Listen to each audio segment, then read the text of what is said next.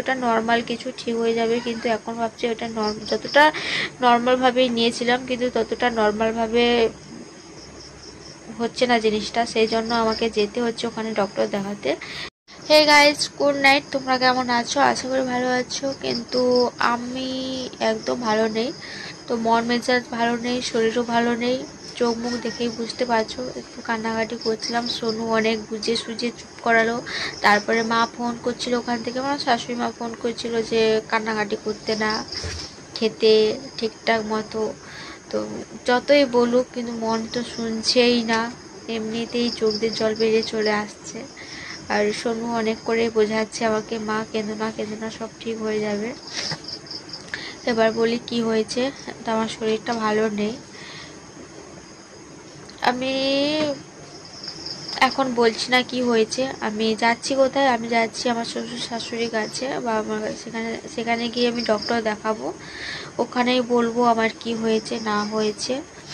এখন আর বলছি না, এখন শুধু সব জিনিসপত্র গুছিয়ে নিচ্ছি, কারণ আগে থেকে কোনো ঠিক ছিল না যাওয়ার জন্য। আমি ভেবেছিলাম যে ওটা নর্মাল কিছু, ঠিক হয়ে যাবে। কিন্তু এখন ভাবছি ওটা যতটা নর্মালভাবেই নিয়েছিলাম কিন্তু ততটা নর্মালভাবে হচ্ছে না জিনিসটা, সেই জন্য আমাকে যেতে হচ্ছে ওখানে ডক্টর দেখাতে।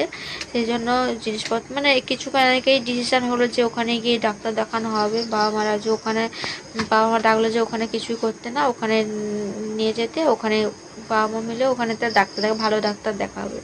সেই জন্য আমি সব কিছু গুছিয়ে নিচ্ছি এখন। এই যে ব্যাগটা আছে, ওখানে কিছু জামা কাপড় নিয়ে নিয়েছি, যেহেতু পুচকুটাকে আজ মানে ওর অনেক কিছু কাঁথা পাতা অনেক কিছু নিয়ে যেতে হবে, তার জন্য কিছু গুছাচ্ছি এখন।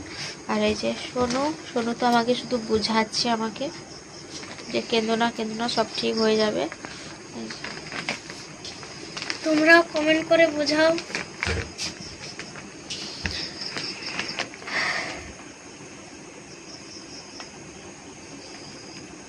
আর পাপা একটু গেল দোকানের মানে মন্দিরের দিকে, প্রত্যেকদিন যাই এই টাইমে একটু।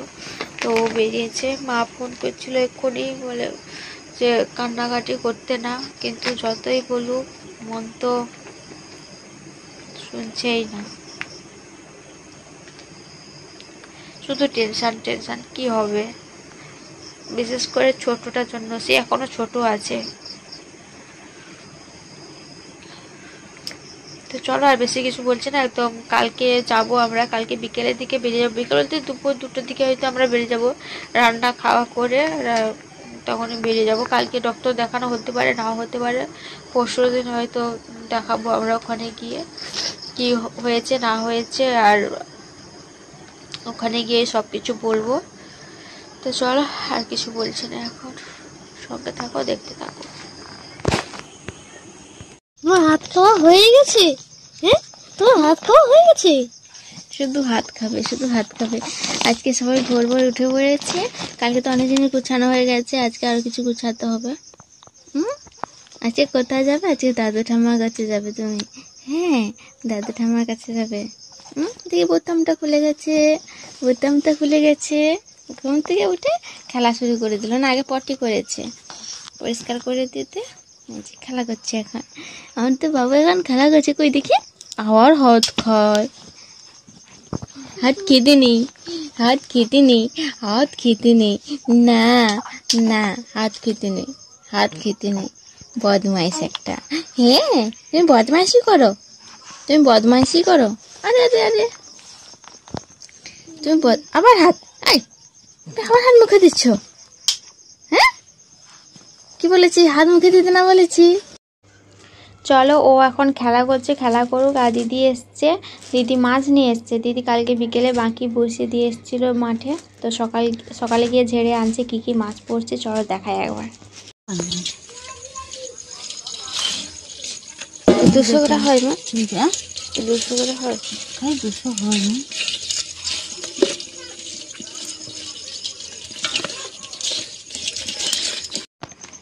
তোমরা দুবাই খেলা করছো?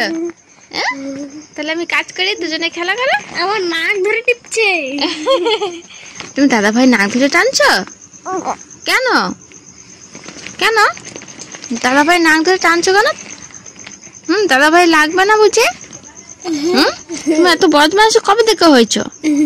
হ্যাঁ, এত বদমাশি কবে দেখা হয়েছে তুমি? হ্যাঁ, কি কি কি কি? আমরা দুজন ভাই, শিবের গাজন গাই, ঠাকমা গেছে গয়া আকাশে ডুগডুগি বাজাই। হাসি দাও মুখটা। আর এইদিকে বাবু দেখো এই যে পেটাতে শিখে গেছে, ঠিক মতো পাচ্ছে না, চেষ্টা করছে, কষ্ট হচ্ছে। আমি অনেকবার করেছি, আবার সোজা করে দিলে আবার থাকতে চাইছে না, আবার ওরকম উপুর হয়ে যাচ্ছে। আমরা দুজন ভাই। চলো, আমাদের দুপুরে খাওয়াটা সব কিছু কমপ্লিট হয়ে গেছে, কিন্তু তোমাদের সঙ্গে শেয়ার করতে পারিনি, এতটাই টেনশনের মধ্যে আছি আর তাড়াহুড়োর মধ্যে আছি। এখন বেজে গেছে 2:30, গাড়ি চলে এসছে, আমরা বেরিয়ে যাব। আর এই যে মিষ্টি কান্না শুরু করে দিয়েছে।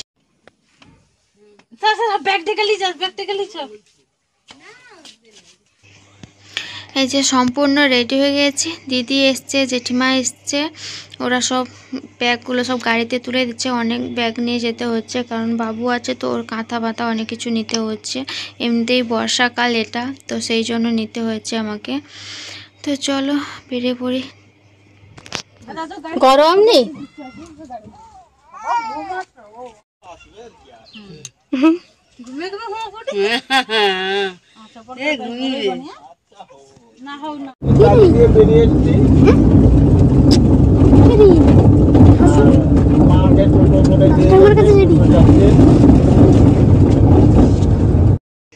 গাড়ি চলতেই বাবু কেমন করে দেখছে বলে আমরা কোথায় যাচ্ছি এখন। আর হ্যাঁ, আমরা কিন্তু প্রথমবার বাবুকে নিয়ে ও দাদু ঠামার কাছেই যাচ্ছি। এই প্রথমবার ও দাদু ঠামা যেখানে থাকে সেখানে যাওয়া হচ্ছে। এইবার চলো যেতে যেতে আমাদের গ্রামের সৌন্দর্যটা একটু তোমাদের দেখিয়ে দিই।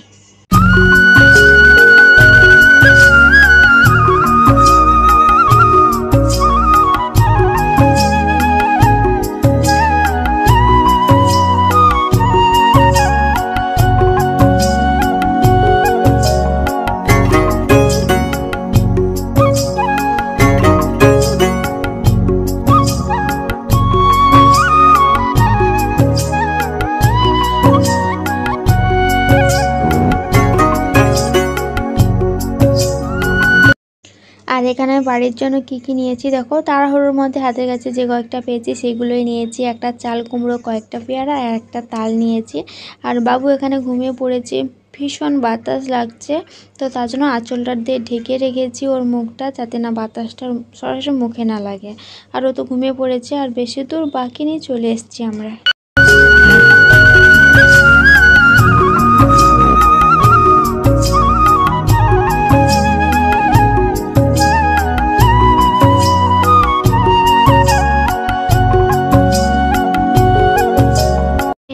এসে বসে, এখন বাজে 6:12। আজকে রাত্রে ডক্টর আসবে বাড়িতে, তো এখন কিন্তু আমি বলছি না কি হয়েছে, ডক্টর এসে দেখুক, প্রয়োজন আমি কালকে বলবো কি হয়েছে।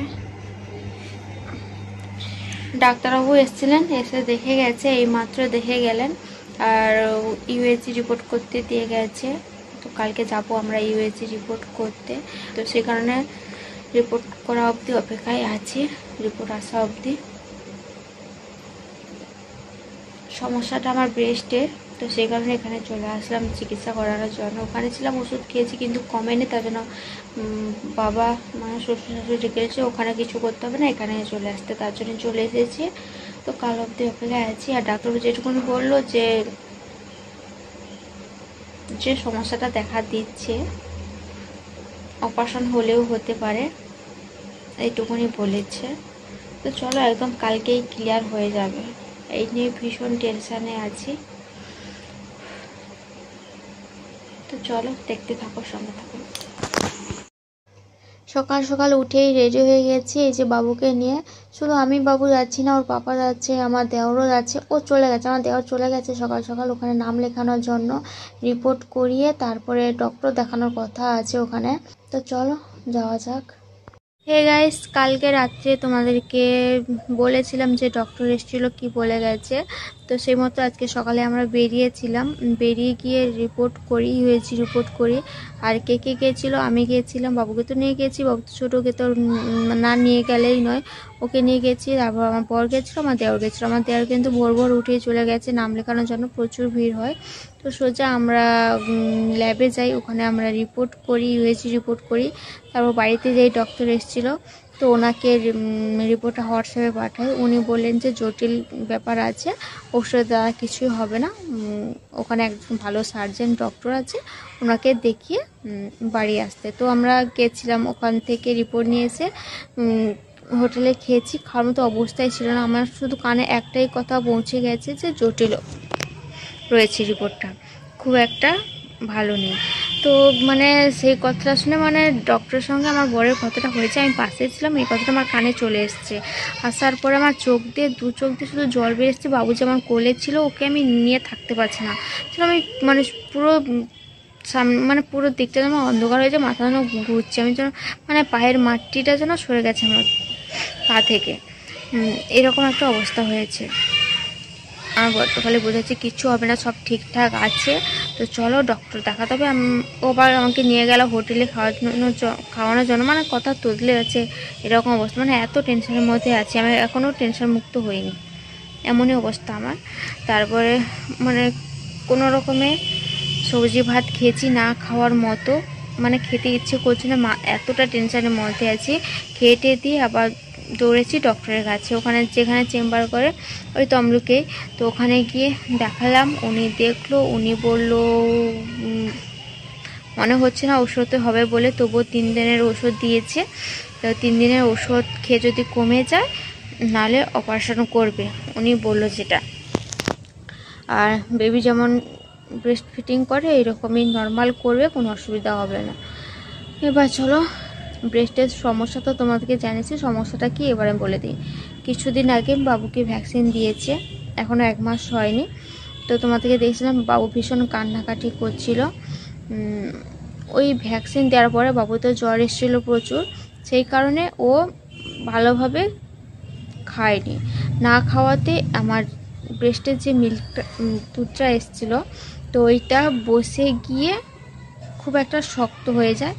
আর আমি ভেবেছিলাম যে ওটা নর্মাল ব্যাপার, ও খেতে খেতে এই শক্ত ভাবটা কমে যাবে, আর মানে এতটা গুরুত্ব দিইনি বা আমি কাউকে এই কথাটা শেয়ারও করিনি, এমনকি আমার বরের সঙ্গেও শেয়ার করিনি যে দেখো না এরকম একটা হয়ে গেছে, কাউকে কিছুই বলিনি। আমি ভেবেছিলাম যে নর্মাল, এটা কিছুই না।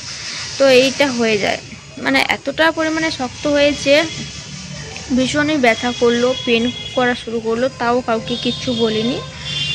তো এটা হয়ে যাওয়াতে বেশ 5-6 দিন হয়ে যায়। আমার উচিত ছিল, ও যেহেতু খাচ্ছে না, ব্রেস্ট পাম্প করে বের করে দেওয়া উচিত ছিল, কিন্তু ওটা আমি করিনি। আর আমি বুঝিনি যে এরকম একটা জিনিস হয়ে যাবে। বাড়িতে একা থাকলে, একা সংসার হলে যা হয় অবস্থা, মানে পরামর্শ দেওয়ার মতো কেউ ছিল না আমার কাছে, বা আমিও কাউকে জিজ্ঞেসও করিনি, এরকম একটা হয়েছে আমার সঙ্গে। তারপরে যাই হোক, ওটা হয়ে যায়। 5-6 দিন পরে বাবুকে খাওয়াচ্ছি, ও যখনই খেতে চায় খাওয়াই, মানে ও যখন টানে তখন ভীষণভাবে ব্যথা করে, যন্ত্রণা করে, চিৎকার করি আমি। তখন সোনু বলে, মা কি হয়েছে তোমার, এরকমটা হচ্ছে। তখন আমি বলি আমার প্রচুর ব্যথা। তখন ওর পাপা আসে, জানো মা, মায়ের এরকম হয়েছে, মা ওরকম করে কান্নাকাটি করছে, মানে এতটাই পেনফুল, মানে এতটাই পেন হচ্ছে।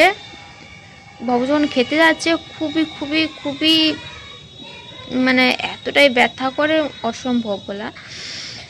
তারপরে ও বললো, দেখলো যে জিনিসটা এরকম হয়ে গেছে। তারপরে আমাদেরও একটা ভুল হয়ে যায়। আমি বলি, যেহেতু ওটা হয়ে আছে, তুমি একটা ব্যথার একটা যে কোনো একটা ওষুধ খেয়ে নিই, তাহলে কমে যাবে ব্যথাটা, যে ব্যথাটা হচ্ছে ওটাও কমে যাবে। তো সেই মতে আমরা 5টা ট্যাবলেট ওকে আনতে বলি, কোনো ডক্টরের পরামর্শ না নিয়ে ওইটা খাওয়ার পরে কিছুই কমেনি। তারপরে যেই ডক্টর এখানে এসে যাকে দেখাচ্ছি, দেখেছিলাম বাড়িতে যেই ডক্টর আছে, তো ওনাকে ফোন করি আমরা, ওনাকে সব কিছু বলি, তো উনি 3 দিনের ওষুধ দেয়, ওষুধ খেলাম, ব্যথা কমে গেছে কিন্তু শক্ত ভাবটা কমছে না, ওইটা থেকে যাচ্ছে। তখন উনি বললো যে এখানে আসতে হবে, আশা করি অপারেশন করতে হবে, নাহলে হবে না, যেহেতু শক্ত ভাবটা কমছে না। সেই মতো আমরা এখানে আসি, এসে রবিবার দিন এসেছি, এসে রবিবার দিন রাতে ডক্টর এসেছিলো। উনি একই কথা বললো যে এটা কমার নয়, অপারেশন করতে হবে, দেরি হয়ে গেছে অনেকটা, আবার তো 20 দিনের মতো হয়ে গেছে। সেই জন্য আজকে রিপোর্ট করে সব কিছু ডক্টর দেখে এসছি। তো 3 দিন যাক, তারপরে দেখা হবে কি হবে। মানে এতটা টেনশনের মধ্যে আছি বলে বোঝাতে পারবো না আমি তোমাদের। শুধু আমি নয়, বাড়ির সবাই টেনশন করছে আমাকে নিয়ে, যেহেতু বাবু অনেকটাই ছোট, কি হবে না হবে। রবিবারে এসছি, শনিবার দিন রাতে সারা রাত ঘুমোতে পারিনি, এত কান্নাকাটি করেছি। কি হয়ে গেল আমার, কী থেকে কী হয়ে গেল বুঝতেই পারিনি। আর আমি তো ব্রেস্ট ফিডিংই করি সব সময়। এতটা টেনশনের মধ্যে আছি, আজকে সারাদিনের ভিডিওটাও তোমাদের সঙ্গে শেয়ার করিনি। মানে আমরা সকালে যা বেরিয়েছি একটু ক্লিপ নিয়েছি, সারাদিন কি করেছি না করেছি কোনো কিছুই শেয়ার করতে পারিনি, এতটা টেনশনের মধ্যে আছি। মানে মনে হচ্ছে না যে ক্যামেরাটা অন করি আর তোমাদেরকে দেখাই যে এই এই অবস্থা আমার, অসম্ভব হয়ে উঠেছে আমার পক্ষে। তো চলো আজকের মতো ভিডিওটা এই পর্যন্ত, আর ভিডিওটা বড় করব না। 3 দিন পরেই দেখা হবে, ডক্টরের কাছে আবার যাবো, দেখা যায় কি হয়। যদি ওষুধে কমে যায় তো ভালো, নাহলে অপারেশন করতে হবে, এটাই তো বলে দিয়েছেন ডাক্তারবাবু। তো চলো এখনের মতো টাটা বাই বাই, দেখা হয় পরে একটা নতুন ভিডিও। ততক্ষণ ভালো থাকো, সুস্থ থাকো, আমিও ভালো থাকার চেষ্টা করছি কিন্তু ভালো থাকতে পারছি না, এতটা টেনশন মাথায় ঘুরপাক করছে। তো চলো টাটা।